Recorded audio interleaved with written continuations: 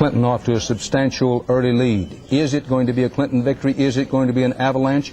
We cannot tell yet. Stay tuned. We want to go now to an interview with our Washington studios Republican Senator Phil Gramm of Texas, who you may recall was a keynote speaker at the Republican convention in Houston. Senator Gramm, you have a reputation of candor. In candor, did the Republican National Convention wind up hurting the top of the ticket? Well, I think, Dan, we would have been better off had we focused more on jobs. Whenever you're talking about something that people care deeply about, you connect. So I'm not saying that anything we did was wrong, but I think anytime you can put more focus on the thing that people care most about, you're putting lead on the target, you're getting through. Certainly, I wish we had talked more about jobs. Senator Gramm, you're a Texan, but you were reared in Georgia. When you saw the returns come in from Georgia, again, candid talking, you say to yourself, uh-oh, we're in deep trouble? Dan, Georgia's important. We have traditionally carried it in successful campaigns. As you keep saying, the race is not over. It's still out there to be won. I am confident that we're going to carry Texas. I campaigned over the last 2.5 days in 22 cities in Texas. We had a lot of enthusiasm. We had building momentum. But Georgia is a disappointment and a setback, no doubt about it. Polls not yet closed in Texas. Don't know how that's going to go. When does the Phil Gramm for President in 1996 campaign begin? Well, the focus tonight is where it ought to be, and that's in 1992. We're making a very important decision tonight. Obviously, I am hopeful that people are going to pick George Bush.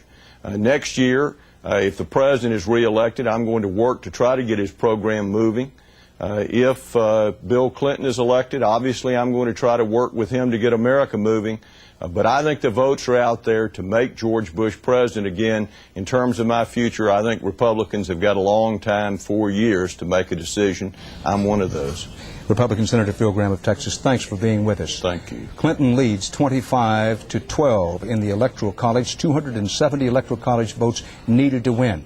There is no question that if George Bush cannot carry all 5 of the following states, Florida, Kentucky, Virginia, Ohio, and North Carolina, where the polls have already closed. If he can't carry all 5 of those, he's not only in a very difficult position to win, but could eventually be facing something of avalanche proportions. But we don't know that yet. Just want to paint you the picture of how the drama is building this hour with our usual reminder to get out there and vote. Let's go to Joe Klein and Kevin Phillips, our 2 consultants. Joe Klein with Newsweek magazine, one of our CBS News consultants, Kevin Phillips, who often advises Republican candidates, and other of our consultants. Kevin Phillips, on what you've seen and heard thus far, give us your observations and what you think we should be looking for. Well, I think right at this point what you've got are a number of very nervous Republicans based on the polls that have run today and yesterday. They see the possibility of something pretty substantial because the president got out of control a little bit over the weekend talking about bozos and engaging in too many negatives, and there's a sense that he sort of slipped from that. So I think what we should be looking for is the possibility that the polls out today are correct in telling us that something big is happening, because that's what Washington is starting to think and starting to watch for. The idea that something big is happening out there and we could be looking at a major change in the electoral map. Joe Klein, what makes this election different? Well, one thing that we've been seeing for the last couple of weeks in the polls, Dan, in our CBS poll, also in Gallup, is that the level of interest in this election is far more intense than in most recent elections. And what that means is that people aren't as easily manipulated as they've been in the past. Remember in 1988, we had the Year of the Handler, where people were talking about sound bites and photo ops and that sort of thing. There hasn't been a significant killer ad or a soundbite or a photo op this year because people really want to hear about the future. They want to hear about meat and potatoes. They dragged the political professionals into the election that they wanted this year, an election about the economy and the future. Joe Klein and Kevin Phillips will be talking to you as the evening goes along. Over the next hour to hour and a half, you're going to know a whole lot more about who the president for the next 4 years is going to be. Clinton leads. There's some portents out there that look very promising for him. However, those big states, Florida, Kentucky, Virginia, Ohio, and North Carolina, where the polls have closed, are still hanging out there. Stay tuned for local results. We'll be back with you at the top of the hour.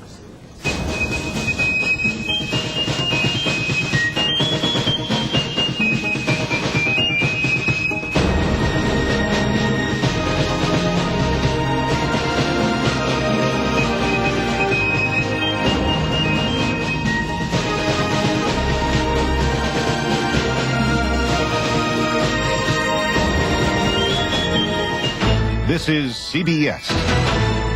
Denise Dufala, weeknights at 6 and 11 on Cleveland's own News Center 8. Headline of the hour, Clinton jumps to a big lead. Clinton now with 150 electoral college votes. George Bush with 12, 270 needed to win. It's the top of a new hour, just past 8 o'clock in the East, an hour of power for Bill Clinton. It could be the hour of decision. 17 states plus the District of Columbia have just had their polls closed. So far, it's a big wave for Bill Clinton. Let's look them over. Pennsylvania, the Keystone State, solidly Republican in the 80s. A bad economy helped Clinton this time. Bill Clinton wins the Keystone State, Pennsylvania. This does not mean the death knell for the Bush-Quayle chances, but to say the least, it's not a help. Illinois, land of Lincoln, 22 electoral votes. As expected, this one, they fall into place for Bill Clinton and Al Gore. Traditional Midwestern battleground goes to Clinton. Wham, Michigan, and this one will hurt the Republicans plenty. George Bush campaigned in Michigan as much as anywhere, but he loses it. Bill Clinton wins Michigan's 18 electoral votes. Ditto in New Jersey. Here's a state where Perot was a wild card in what is normally a strongly Republican presidential state. Not this time. Bill Clinton, 15 electoral votes in New Jersey. Wham, wham, wham. Pennsylvania, Illinois, New Jersey, all falling in line for Clinton. Massachusetts, one of the least surprising results of the night, 12 electoral votes goes to the Democrat, as is usually the case in presidential elections. But Missouri, southern border state where the Republicans frequently do well, again, not this time. Bill Clinton sweeps to victory in Missouri. Remember, Missouri is a heavily suburban state. That may be a portent of other things to come tonight. Bill Clinton wins Missouri. Maryland, another southern border state, 10 electoral votes, despite the fact that Maryland's Democratic governor came out for President Bush. Clinton wins Maryland, as pretty much was expected. Connecticut, one of George Bush's home states, the richest state in the nation, normally votes Republican, but Connecticut's had a bad economy. Clinton gets Connecticut's 8 electoral votes. Maine, another upper northeast state, Maine's 4 electoral votes, drop behind Bill Clinton.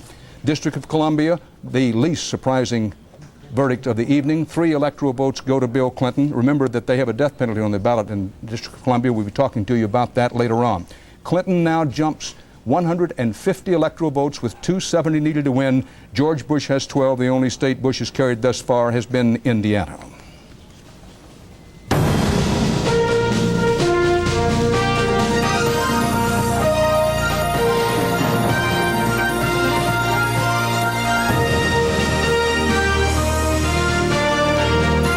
Campaign 92, Election Night, with Dan Rather, Ed Bradley, Connie Chung, Mike Wallace, Bob Schieffer, and Charles Kuralt. From CBS News election headquarters in New York, here is Dan Rather. Good evening again. Big hour. What could be the defining hour in presidential election 92? We are not prepared to say that there is a winner in the presidential race. Not yet. But clearly, listen, you can look, you can hear, and hate it you may, or you may be overjoyed by it, but the figures, these are actual votes. This is not a public opinion poll. Actual votes indicate that Bill Clinton has jumped out to a very large early lead. However, the polls are still open in large areas of the country, and we urge you to vote. The polls have closed in just about half of the country now, and we're moving from states that George Bush needed to win but didn't win into Clinton must-win country, where the big temper is starting to fall. The big trees are starting to fall Clinton's way. The swing states, in the words of the song, swing like a pendulum do. Michigan was one of those swing states sometimes, but it's fallen for Clinton. Illinois, Pennsylvania, New Jersey, these are very big numbers. A lot of people would say there's no arithmetic that you can put together that gives Quayle and Bush a win if they don't win New Jersey, Pennsylvania,